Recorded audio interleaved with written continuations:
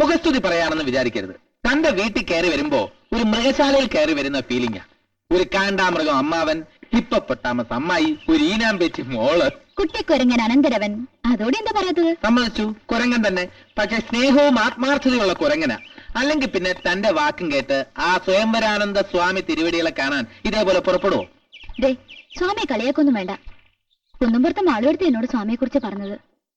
സ്വാമിയെ കണ്ട് പ്രാർത്ഥിച്ചതിന്റെ അടുത്ത ആഴ്ച ചേട്ടത്തെ ഭാർഗവൻ ചേട്ടൻ കെട്ടി. എന്തോ എനിക്ക് ഈ കള്ളസ്വാമിമാരിലൊന്നും ഒരു വിശ്വാസവും ഇല്ല. ഈശ്വര വിശ്വാസം ഉണ്ട് മനസ്സിൽ, അത് മതി. ഒന്ന് പോയി കാണുന്നോണ്ട് കുഴപ്പമൊന്നുമില്ലല്ലോ. ചേച്ചിയുടെ കല്യാണം കൂടി നടന്നു കിട്ടാൻ വേണ്ടിയ ഈ വഴിപാട്. വഴിപാടൊക്കെ ഉണ്ടോ? പേടിക്കണ്ട, കുഴപ്പമൊന്നുമില്ല. സ്വാമിയെ ചെന്ന് കണ്ട് പേരും നാളും പറഞ്ഞു ഒന്ന് ധ്യാനിച്ചാൽ മാത്രം മതി. നക്ഷത്രം? ഭരണി. പേര്? കരുണേട്ടൻ. എല്ലാ ചൊവ്വാഴ്ചയും അർദ്ധരാത്രി കുളികയും നീറൻ തെറ്റെടുത്ത് ഉരുവിട്ടു തന്ന മന്ത്രങ്ങളൊക്കെയും 14 ആവർത്തി ഉരുക്കഴിക്കാറുണ്ടല്ലോ. സ്വാമി പറഞ്ഞ കാര്യങ്ങളൊക്കെ മുടക്കം കൂടാതെ ചെയ്യുന്നുണ്ട്. ഇത് കയ്യിൽ വെച്ചുകൊണ്ട് ഉരിയാടാൻ പാടില്ല. ഇല്ല സ്വാമി, ഇതും കയ്യുടെ ഗോകർണത്തിൽ നിന്നും കൊണ്ടുവന്ന അഷ്ടചൂർണ ഇത് തേനിൽ ചാലിച്ച് കരുണേട്ടന്റെ നാവിൽ 3 തവണ തൊട്ടുകൊടുക്കണം. അതും അർദ്ധരാത്രി 12 മണിക്ക്. അതിനടുത്ത ദിവസം തന്നെ കല്യാണ നിശ്ചയം ഫലം. അത്രയ്ക്ക് മാന്ത്രിക ശക്തിയുള്ള ചൂർണ. ശരി സ്വാമി. മിണ്ടരുത്.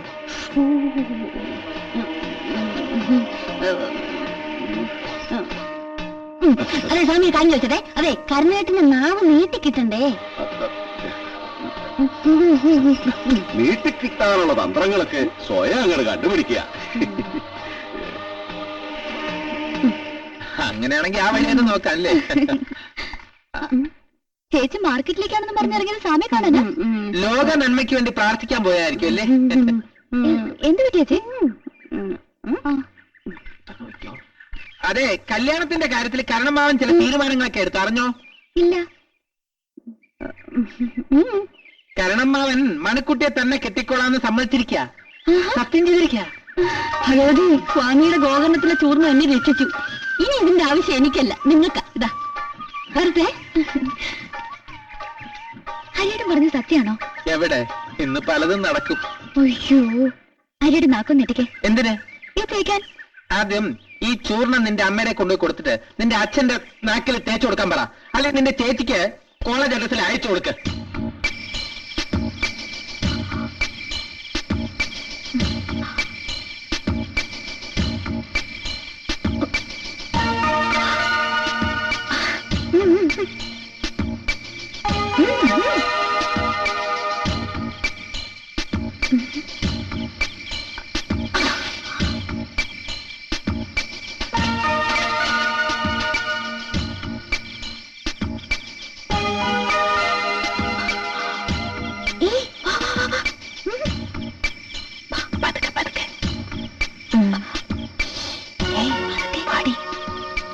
എന്റെ ദൈവമേ, വാടൻ കൂർക്കം വലിച്ചുറങ്ങുകയാകണേ.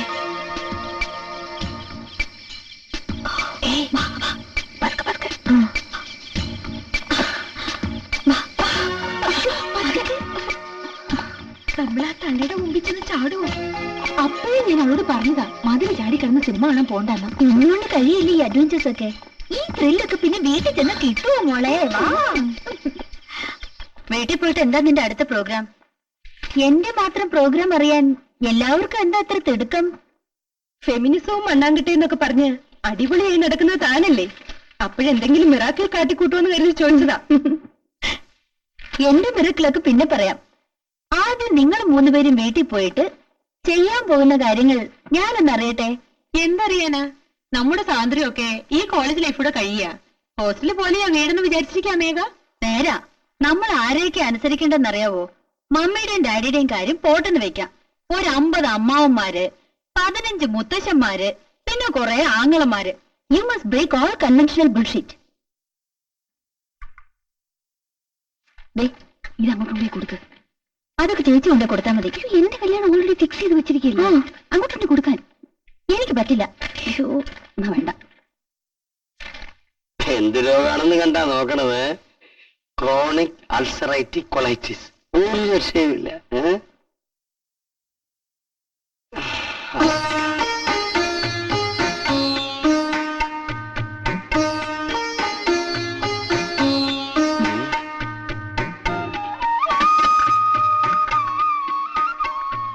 മോള് പഠിക്കുകയാണ്.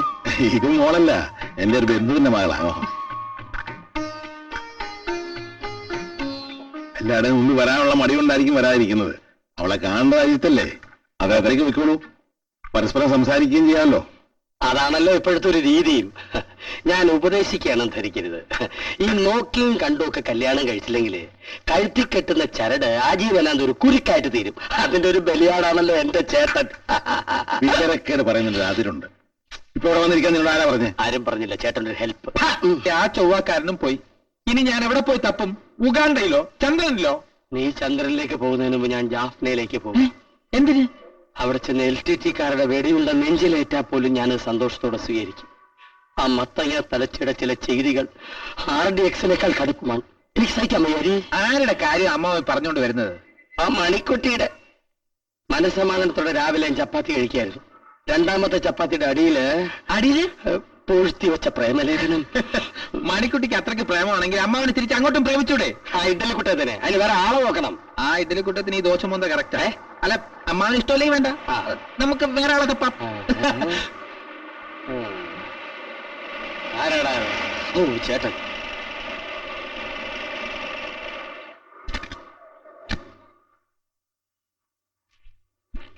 എന്താ ചേട്ടാ പതിവില്ലാതെ ഈ വഴിക്ക്? മേഘയുടെ കല്യാണക്കാരി ഒന്നും അങ്ങോട്ട് ആകുന്നില്ലെന്ന് വേണ്ടി ഇവിടെ അടുത്തുള്ള ഒരു അഡ്രസ് എന്റെ കൈവശമുണ്ട്. അപ്പൊ ആ വീട് നോക്കി ഇറങ്ങിയതാ. പയ്യൻ എവിടത്തെയാ? പയ്യനൊന്നും ആയിട്ടില്ല, ഇതൊരു ബ്രോക്കറുടെ അഡ്രസ്സാ. അപ്പൊ അയാളുടെ കുറെ അധികം ജാതകങ്ങൾ ഉണ്ടെന്നാ കേട്ടത്. എല്ലാത്തിനും ഓരോ സമയമുണ്ട്.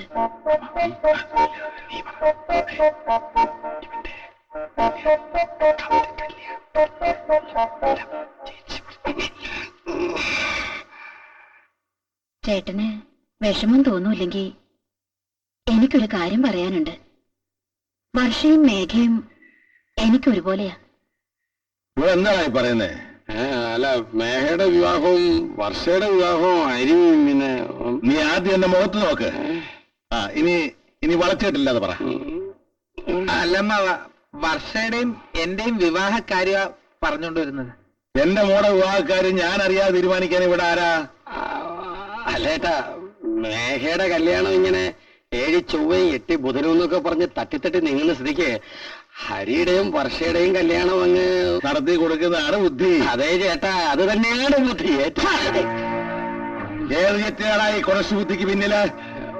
കാരണം പറഞ്ഞത് ഞാൻ പല പ്രാവശ്യം പറഞ്ഞത് എനിക്ക് ഇപ്പോഴെങ്കിലും പോകാൻ വേണ്ട. അതിൽ മാരി ഒളി അത്ത് മേക്ക് ഗെറ്റ്സ് മാരീഡ് എന്ന് പറഞ്ഞു. നീ ഇംഗ്ലീഷ് പറഞ്ഞിട്ട് വാടപ്പിക്കാൻ നോക്കണ്ട. നീ അല്ലടാ എന്റെ അടുത്ത് പറഞ്ഞത്. ഇതാ പറഞ്ഞ അമ്മാവന് ഓർമ്മയൊന്നുമില്ലെന്ന്. അമ്മാവന് കോളേജ് മാറി ഇപ്പൊ വട്ടായോ? പട്ടതിന്റെ അമ്മയുടെ അനാവശ്യം പറയുന്നു. അനിയനും അനിയത്തി അനന്തരവനും ഒക്കെ കേൾക്കാൻ വേണ്ടി പറയാണ്. മേഘയുടെ കല്യാണം നടക്കുന്നതിന് മുമ്പ് ഈ തലവാട്ടി മറ്റൊരു കല്യാണം നടക്കില്ല. അതിനു മുമ്പ് അരീരം ഗോതമ്പിന്റെ കല്യാണക്കാര്യം പറഞ്ഞ് ആരെങ്കിലും അതിനടുത്ത് വന്നാ അവന്റെ മുട്ടുകാരിയെ മഠകല്യ സൂത്രം. മഠകല്യ സൂത്രമല്ല, മംഗല്യ സൂത്രം. അബദ്ധങ്ങളൊന്നും എഴുന്നള്ളിക്കില്ല അമ്മാവ. തുടങ്ങി.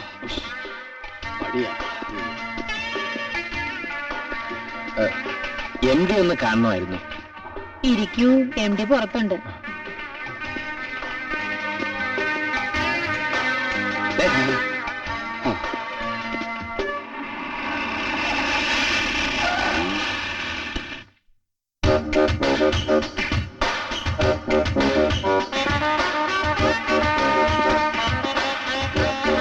Good morning sir. നമസ്കാരം.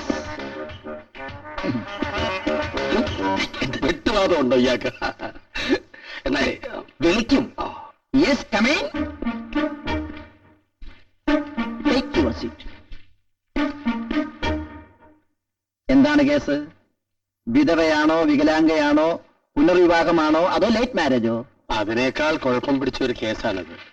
7 ചൊവ്വയുള്ള ഒരു കുട്ടിയുടെ പേര് രജിസ്റ്റർ ചെയ്യാൻ വന്നാണ്. 7 70 ചൊവ്വയാണെങ്കിൽ പോലും പ്രശ്നമല്ല. വ്യാഴത്തിൽ ഗുളികന്റെയും രാഘുവിന്റെയും ദൃഷ്ടിയുള്ള കേസുകെട്ട് വരെ അടിച്ചു കൊടുത്തിട്ടുണ്ട് ജോൺ സാമുവൽ. അതാരാ ജോൺ സാമുവൽ? കേരള മുഖ്യമന്ത്രി. അയ്യോ, അപ്പൊ നരസിംഹറാവു മാറിയുടെ?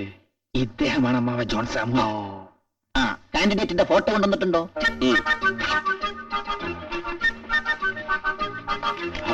ഫോട്ടോ കൊടുത്തു. കുട്ടി ഫീമെയിൽ സെക്സ് ആണെന്നാണ് ഫീമെയിൽ സെക്സോ? ആൾക്കാർ പറയുന്നത്. പക്ഷെ ഞാൻ അത് കുട്ടി ഫെമിനിസ്റ്റ് ആണെന്നാണ് അമ്മ ഉദ്ദേശിച്ചത്. ആ കക്ഷി ഒരു സ്ത്രീ സമത്വവാദിയാണ്. ഇടിവെട്ട് കൊണ്ടവനെ പാമ്പ് കടിച്ചു എന്ന് പറഞ്ഞ പോലെ അല്ലേ ഈ കുട്ടിയുടെ കാര്യം? 7 ചൊവ്വയും ഫെമിനിസവും. ഞാനിപ്പോ എവിടെ പോയി തപ്പാനാ? എവിടുന്നെങ്കിലും തപ്പിയേ പറ്റൂ. ഇത് കല്യാണ രോഗിയായ എന്റെ അനന്തരവന്റെയും കൂടി കാര്യമാ. അവിവാഹിതനാണല്ലേ? അതെ. ജാതകവും ജാതിയും വയസ്സും ഹോബിയും ഒക്കെ ഇത് തന്നേക്കും. ഇവന്റെ ആൾറെഡി ഫിക്സ്. ഈ കുട്ടിയുടെ സിസ്. ഈ കുട്ടിയുടെ അനിയത്തിയാണ് ഞാൻ വിവാഹം കഴിക്കാൻ തീരുമാനിച്ചിരിക്കുന്നത്. അതുകൊണ്ട് ഈ കേസ് നടന്നാലേ എന്റെ കേസ് നടക്കൂ.